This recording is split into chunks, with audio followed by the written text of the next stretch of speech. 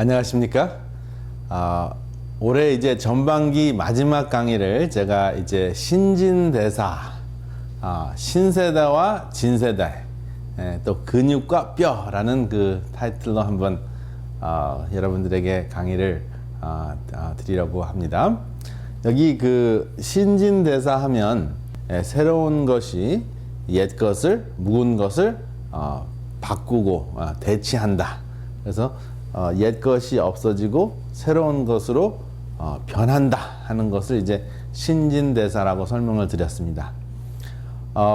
여러분들 이 방송을 보시는 분들은 여러분들이 생각하시기에 신세대십니까? 아니면은 진세대십니까? 보통 이제 구세대라는 표현을 쓰는데 저는 진세대라는 표현이 훨씬 더 맞는 것 같습니다. 진세대라는 것은 옛것, 또 사실 신진대사라는 표현에 있어서는 대치돼야 할 것이라고 표현을 하고 있지만 이 진이라는 말이 참 중요한 개념인 것 같아요. 많은 경우에 우리는 이제 지나갈 세대, 또 우리는 옛 세대이기 때문에 이제 빨리 신세대가 대치해야 된다, 이렇게 생각을 하시는 분들이 있는데 여러분, 이 진이라는 것이 묵을 진자라고요. 근데 이제 묵을 진자인데 묵은 것이 꼭 대치돼야 되는 것인가 하는 것을 한번 생각하시기 바랍니다.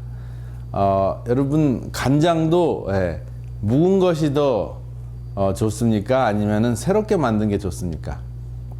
어떤 거는 신선한 것이 좋지만 또 어떤 것은 오랫동안 묵혀서 숙성화된 것이 굉장히 더 그 몸에도 좋고 또 더 그 건강에도 이로운 것을 흔히 발견할 수 있습니다. 여러분, 여러분들이 드시는 모든 채소가 물론 신선한 것이 일반적으로 더 건강하다고 알고 계십니다. 일반적으로 신선한 것이 좋습니다. 그런데 우리 몸속에 들어가면은 그것이 다 발효가 돼서 사실은 몇 시간 안에 새로운 것이 묵은 것이 돼서 발효가 돼서 우리 몸속에 흡수가 되는데, 발효가 돼서 흡수됐을 때 훨씬 더 그 강력한 그 효과를 내는 것이 아주 많습니다. 콩도 센 거를 드시는 것보다 그 사실 발효된 것이 비교했을 때는 그 항암 효과가 더 강하다고 이제 알려져 있어서 이제 많은 분들이 발효된 콩, 나또나 이러한 것들을 이제 선호하시는 경향이 있습니다. 그런데 사실은 우리가 신선한 것을 먹어도 몸속에서는 그것을 박테리아를 통해서 발효시킵니다. 그래서 새로운 것을 새로운 신자죠. 새로운 채소를 드셔도, 콩을 드신다고 하더라도 그것이 묵은 것으로 바뀌는 겁니다. 발효되는 그 과정을 통해서. 그래서 이것이 묵혀지고 이게 발효가 되면서 더 우리 몸속에 강력한 그 약효를 발휘하는 것이 바로 이 발효 음식이거든요. 그래서 우리가 아무리 신선한 것을 드신다고 하더라도 우리 몸속에 들어갈 때는 많은 경우에는 그것이 우리 몸속에 있는 소화기관을 통해서 발효돼서 들어간다 하는 것입니다. 그래서 신진대사가 사실은 묵은 것을 없애고 새로운 것으로 대체한다는 의미도 있지만, 사실은 새로운 것이 묵은 것으로 변화되면서 더 강력한 그 효력을 발휘한다 하는 의미도 있습니다. 그래서 여러분, 신세대와 제가 표현하는 진세대, 굉장히 밀접한 관계가 있고 또 함께 협력해야 된다라고 생각을 합니다. 오늘은 뼈와 근육의 관계를 통해서 신세대와 진세대를 한번 생각하는 그러한 시간을 갖겠습니다. 여기 근육이 굉장히 약해져 있고 뼈도 왕성하게 모습을 볼 수 있습니다. 이분은 한 6개월 동안 암 때문에 아무 운동이나 식사를 제대로 하지 못하는 그러한 상황이 됐기 때문에 6개월에 이렇게 큰 변화를 본 거를 여러분들이 실제적으로 사진을 통해서 아실 수가 있습니다. 그리고 또 이것도 보면은 이제 다리가 부러져서 오른쪽 다리를 이렇게 소위 이제 기부스, 독일 말로 기부스라 그러죠. 깁스라는 것은 독일 말로 이렇게 감싼 건데, 이게 부러진 것을 이제 감싸는 상황이 벌어졌기 때문에 운동을 못했어요. 그러니까 몇 개월 안에 이렇게 약해집니다. 그래서 여러분들의 뼈와 근육이 강해지려면 두 가지 공통점이 있습니다. 뼈가 강해지고 근육이 강해지려면 첫 번째는 매우 중요한 거는 움직여야 된다는 것입니다. 운동해야 된다는 것입니다.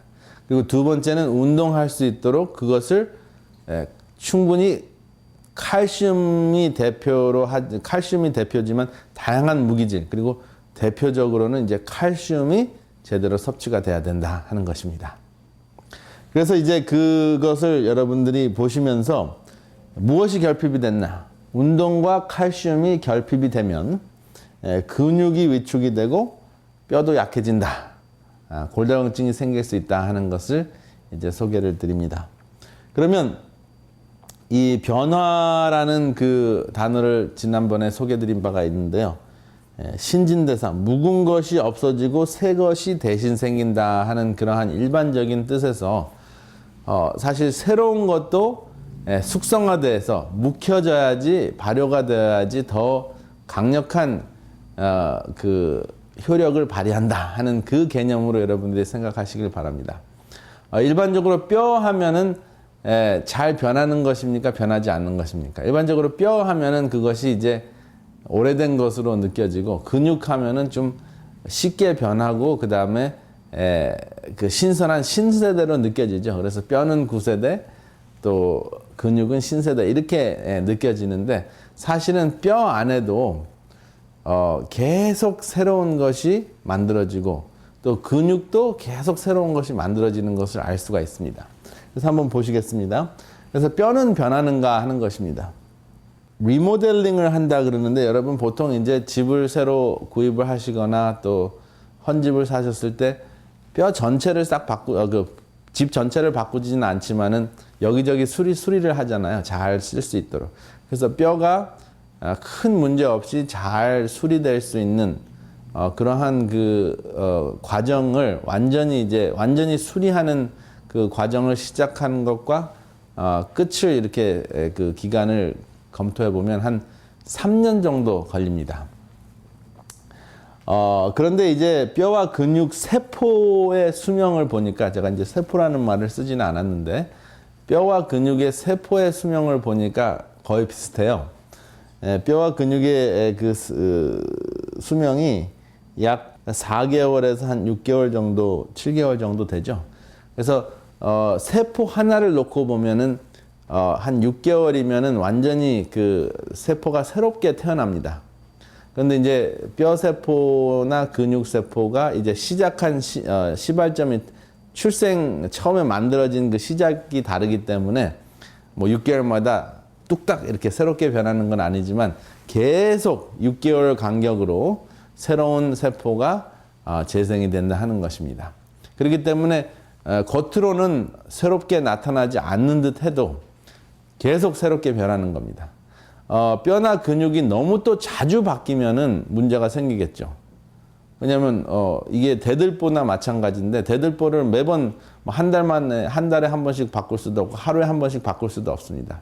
여기 보시면은 위벽 세포는 2시간 30분 만에 새롭게 태어납니다. 근데 뼈나 근육이 2시간 30분 만에 새롭게 태어나게 되면은 뭐 굉장히 문제가 되죠. 어느 정도 그 유지하는 그 기간이 있어야 됩니다. 그래서 약 6개월에서 7개월입니다.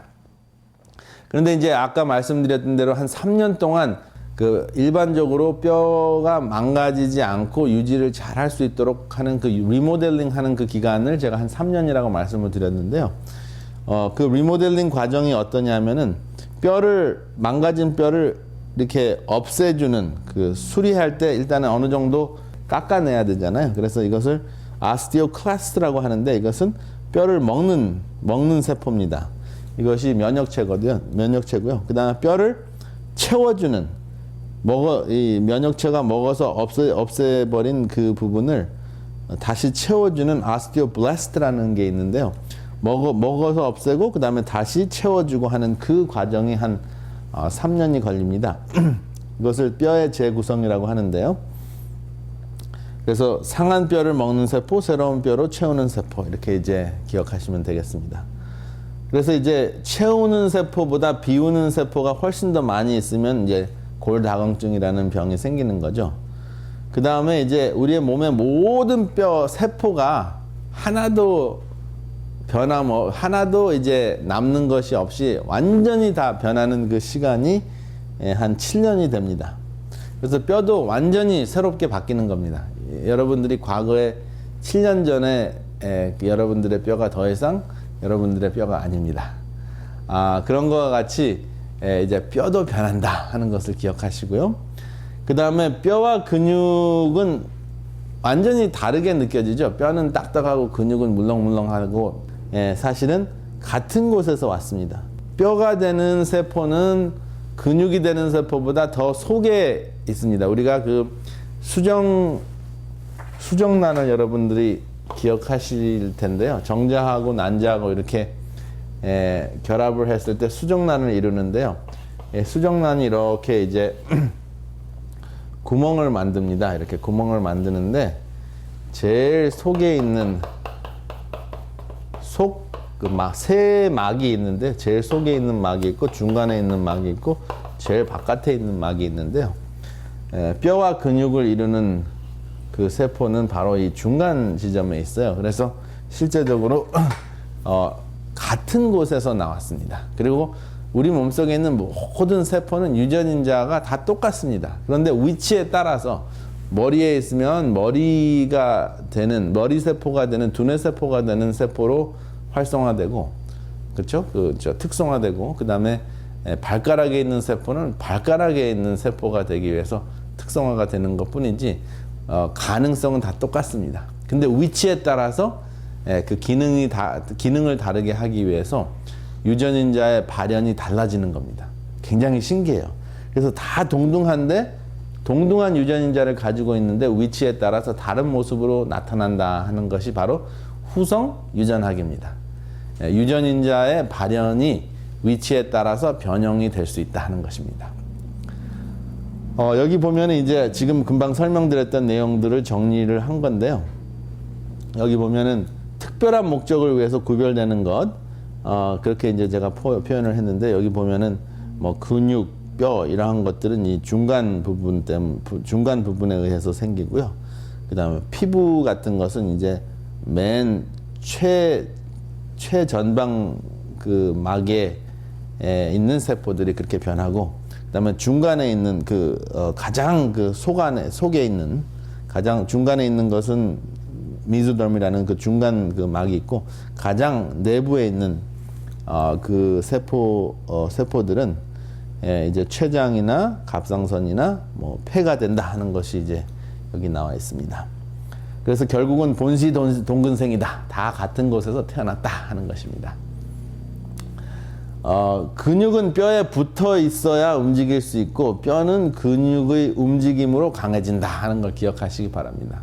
그래서 사실은 나는 뼈 같은 사람이고 상대방은 근육과 같은 사람이고, 또 나는 근육과 같이 부들부들한데, 살과 같이 부들부들한데 상대는 또 뼈와 같이 단단하다 이렇게 느낄 수가 있습니다. 그런데 사실은 서로 공존하지 않으면은 공생할 수 없다는 것입니다. 생존할 수가 없습니다. 뼈가 만약에 근육에 붙어 있지 않거나 또 근육이 뼈에 붙어 있지 않으면은 둘 다 사그러져 없어지는 역할을 합니다. 현상이 일어납니다. 물론 뼈가 근육이 완전히 없어도 뼈는 오래 남죠, 사실은. 그런데 그것은 뼈가 제 기능을 하지 못하고 그냥 그 무덤에 누워 있을 때는 그냥 뼈가 없어지지는 않지만은 제 기능을 전혀 못하는 것이고, 근육은 뼈에 붙어 있지 않으면은 오그라들고 그 다음에 결국은 사그라든다. 그래서 없어진다 하는 것입니다. 그래서 일반적으로 우리가 세대 교체라는 표현을 많이 하는데, 뼈는 뼈대로, 근육은 그대로 서로 붙어서 공생해야 하는 것이 굉장히 중요한 생리학적인 법칙과 같이 우리의 그 사회도 뼈와 같은 분들, 또 근육과 같은 분들이 서로 잘 교류하면서 공생하는 것이 매우 중요하지 않는가 하는 생각을 해봤습니다. 여러분, 뼈, 근육, 힘줄 이렇게 보면 그 중에서 가장 신기한 그 부분이 있는데 이것이 바로 아킬리스 건이라는 것인데 이게 바로 이 부분이 바로 아킬리스 건입니다. 사실은 아킬리스 건 하면은 취약점, 약점을 가지고 이제 우리가 그렇게 표현을 하는데 우리 몸속에서 우리 몸속의 그 힘줄 중에서 가장 강한 것이 바로 아킬리스 건입니다. 근데 그 가장 강한 것이 이제 다치게 되면 꼼짝도 못하는 것이죠. 그래서 그림을 통해서 화면을 통해서 보시는 대로 아킬리스 건이 이렇게 파열이 되면 일어나지도 못합니다. 꼼짝하지도 못합니다. 우리의 모든 그 움직임을 이 아킬리스 건으로 시작을 한다고 해도 과언이 아닐 정도로 뭐 누워서 다른 근육은 움직였죠. 그렇지만은 여러분들이 식물과 동물의 차이인 것은 한 곳에서 다른 곳으로 움직이는 것인데 다른 곳으로 움직이는 것을 시작하게 하는, 가능케 하는 것이 바로 이 아킬리스 건입니다.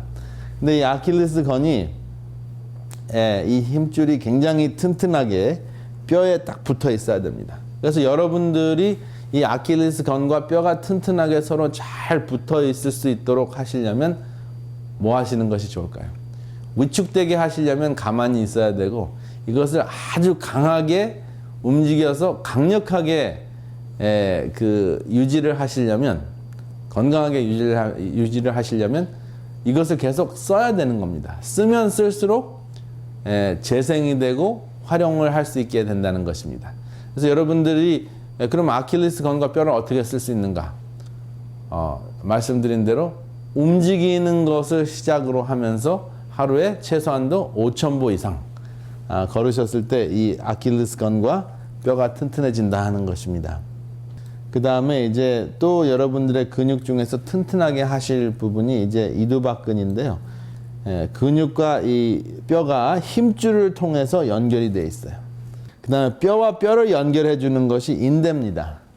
그래서 여러분들이 인대를 다치면은 실제적으로 뼈를 서로 이렇게 붙들어 주지 못하는 역할을 하고 지탱해 주지를 못합니다. 그래서 사실 근육이 움직이는 것은 뼈가 여러분들의 팔, 다리가 움직일 수 있도록 하는 것이 근육의 역할인데 그것이 바로 힘줄, 건입니다. 그러니까 이제 이 기능만 잘 봐도 근육만 있어서 되는 것도 아니고 뼈만 있어서 되는 것이 아니라 그 사이에 힘줄이 있어야 되고 또 뼈와 뼈 사이에는 또 인대가 있어야 된다 하는 것이 참 재밌습니다.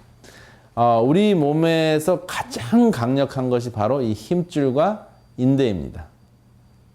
가장 부들부들하지만 가장 딱딱하지 않지만은 또 가장 강력한 그러한 그 구조를 가지고 있습니다. 아주 신묘막측하죠. 이것들을 어떻게 좀 그러면은 더 건강하게 유지할 수 있는가? 근육과 뼈를 튼튼하게 하는 다양한 무기질이 있지만 그 중에서 공통적인 것이 칼슘인데 칼슘의 그 신진대사 어떻게 들어오고 나가고 활용이 되는지 잠깐 화면을 통해서도 살펴보겠습니다. 여기 보면은 이제 칼슘 여기 내장이라고 나와 있는데 내장으로 이제 칼슘이 가면은 이제 흡수가 되고 그 다음에 흡수된 칼슘이 뼈로 되려면은 제일 처음에 이제 UV라고 나와 있죠. 여기 ultraviolet 자외선 중에서 자외선 B가 있습니다. ultraviolet B. ultra라는 것은 외라는 뜻이고요. violet이라는 것은 자죠. 자색. 그래서 자외선이 이 ultraviolet. 사실 라틴어랑 똑같은 그러한 단어가 되는 거죠. 근데 이것이 이제 UV B가 있고 UVA가 있습니다. ultraviolet B, ultraviolet A.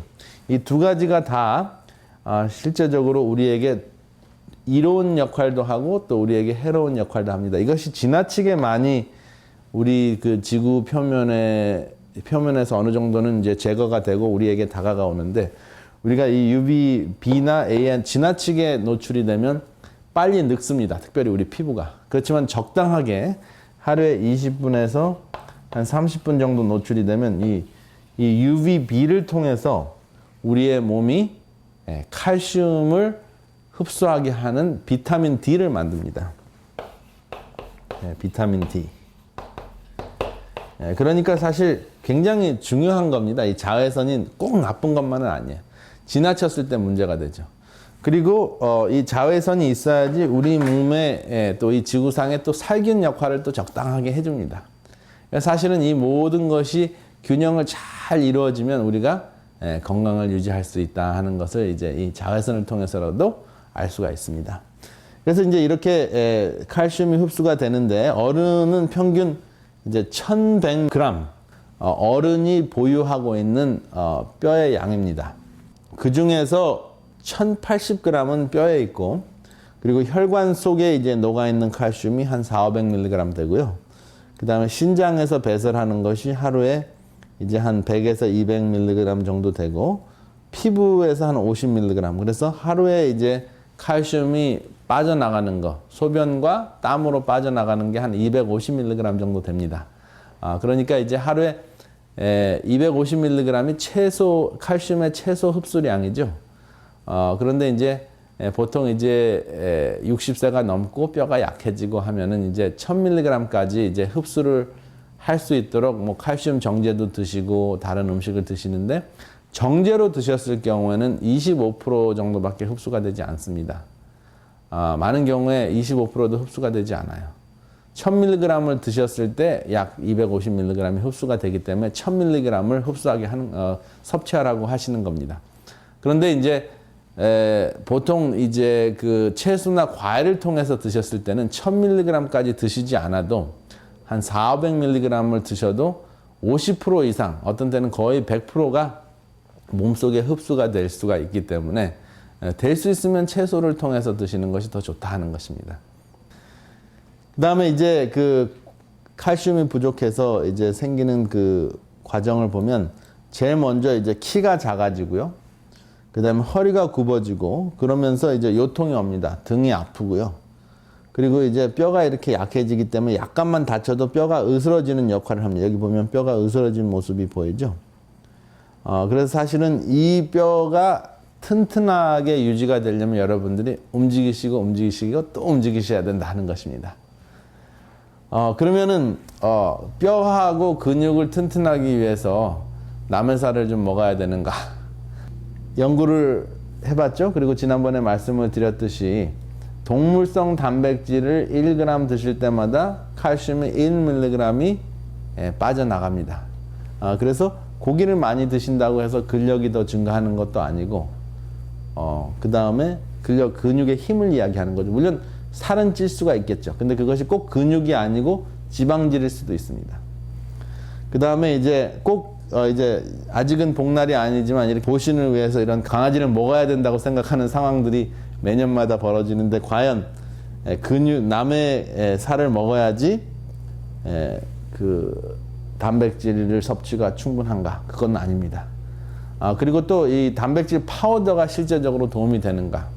단백질 섭취 자체에 아미노산 섭취 자체에는 도움이 될지는 모르지만 그것이 실제적으로 우리 몸속에 들어가서 필요한 근육으로 변하게 하는 것은 가장 좋은 것은 채식을 통해서 섭취하는 단백질이고 그리고 단백질만 섭취해가지고 그것이 근육으로 변하는 것이 아니라 단백질 섭취와 더불어 반드시 하루에 5,000보 이상씩 걷는 운동을 하셔야 됩니다.